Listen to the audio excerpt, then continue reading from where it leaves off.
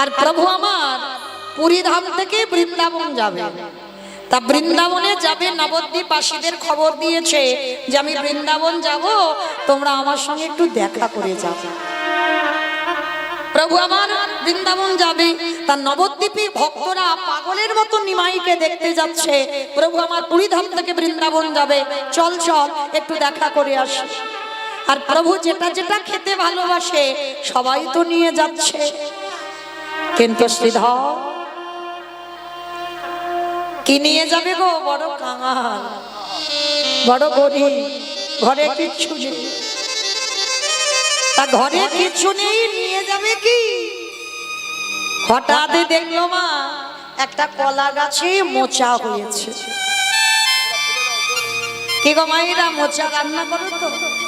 আমার প্রভুর খুব প্রিয়, মানে যত যত খাবার আছে আমার মোচার তরকারি আমার ভগবান সব থেকে ভালোবাসে।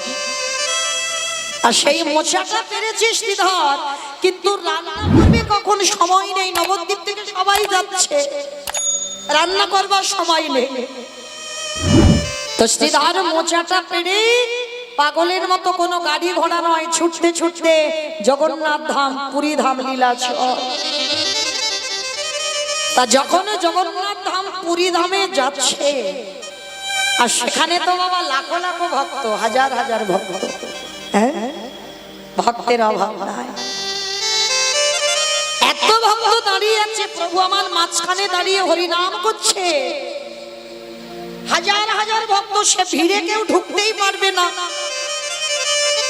আর দেখবেন বাবা, যারা ভক্ত হয় তারা কিন্তু দেখবেন খুব গন্ডগোল, খুব লোকালয় পছন্দ করে না।